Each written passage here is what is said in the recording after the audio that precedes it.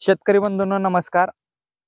Agricultural friend या YouTube चॅनलवरती मी पांडुरंग तरंगे तुम्हा सर्वांचं स्वागत करतो. शेतकरी बंधूंनो, आज या व्हिडिओच्या माध्यमातून आपण जाणून घेणार आहोत की ऊसावरती पहिली फवारणी कधी करावी, ऊसावरती पहिली फवारणी कोणती करावी आणि ऊसावरती पहिली फवारणी करत असताना आपण त्या फवारणीमध्ये नेमकं काय काय वापरावं. तर शेतकरी बंधूंनो, फवारणीचा व्हिडिओ सुरू करण्यापूर्वी समोर जो फोटो बघताय तो फोटो आहे फवारणी करण्यापूर्वीचा आणि फवारणी केल्यानंतरचा हा फोटो आहे. म्हणजे फवारणी केल्यानंतर किती बदल होऊ शकतो हा या फोटोच्या माध्यमातून आपल्याला दिसून येत आहे. तर शेतकरी बंधूंनो, पहिली फवारणी कधी करावी, तर जर आपली कांडी लागण असेल तर कांडी लागण केल्यापासून आपण पहिली फवारणी करत असताना आपण पहिली फवारणी ही 40 ते 50 दिवसाच्या दरम्यान कांडी लागण केल्यापासून करावी आणि रोप लागण केली असेल तर रोप लागण्याची पहिली फवारणी 30 ते 35 दिवसाच्या आसपास रोप लागण केल्यापासून करावी. तर प्रश्न दुसरा असा आहे की पहिली फवारणी नेमकी कोणती करावी, काय काय वापरावं. तर त्यामध्ये पहिली फवारणी करत असताना आपण पहिल्या फवारणीमध्ये 75 लिटर पाणी घ्यायचं आहे. 75 लिटर पाण्यामध्ये आपण 19 ग्रॅम इतकं घ्यायचं आहे. त्यानंतर चिलेटेड मायक्रोन्यूट्रिएंट 100 ग्रॅम आपण त्या फवारणीमध्ये वापरायचे.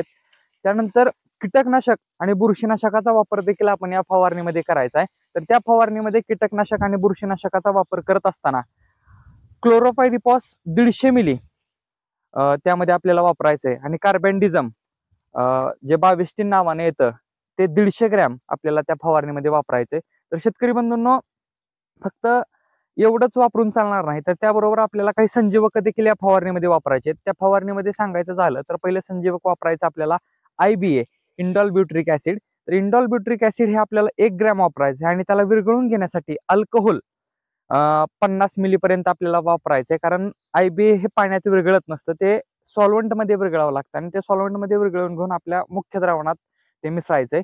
आणि त्यानंतर आपल्याला दुसरं संजीवक वापरायचंय ते म्हणजे 6BA. 6BA 4 ग्रॅम इतक्या प्रमाणात आपल्याला त्या फवारणीमध्ये वापरायचंय. आणि 6BA विरघळत असताना 6BA चा सॉल्व्हंट त्याबरोबरच आपल्याला दिला जातो आणि त्या सॉल्व्हंट मध्ये ते 6BA विरघळून घेऊन आपण ते मुख्य द्रावणामध्ये ऍड करायचंय. तर शेतकरी बंधूंनो, सांगायचा मुद्दा असा की ही फवारणी का घ्यावी याचा विचार करत असताना जर आपण विचार केला तर असं लक्षात येईल की ज्या वेळेस ऊसाची उगवण होत असते त्यावेळेस ऊस उगवून येताना काही वेळेस पिवळा उगवून येतो, काही वेळेस त्याच्या कडेवरती असे तपकिरी तपकिरी चट्टे दिसतात किंवा काही कीड रोगांचा प्रादुर्भाव आलेला असतो किंवा काही अर्ली शूट बोररचा देखील त्यामध्ये प्रादुर्भाव आपल्याला ऊसाच्या सुरुवातीला पाहायला भेटतो किंवा कधी कधी ग्राशी शूट म्हणजेच गवताळवाडीचा देखील प्रादुर्भाव दिसतो. तर या सगळ्या गोष्टी टाळण्यासाठी आपण फवारणी करायची. तर फवारणीमध्ये नेमकं काय होतंय, तर IBA चा वापर केल्यामुळं अन्न वहनाचं कार्य किंवा अन्न नलिकाचं कार्य सुधारतं. त्यानंतर 6BA च्या वापरामुळे 6BA आणि IBA चा एकत्रित वापर केल्यामुळं फुटव्यांची संख्या चांगल्या पद्धतीनं तयार होते किंवा चांगले फुटवे निघतात आणि फुटव्यांची वाढ ही जेटाच्या बरोबरीने होते.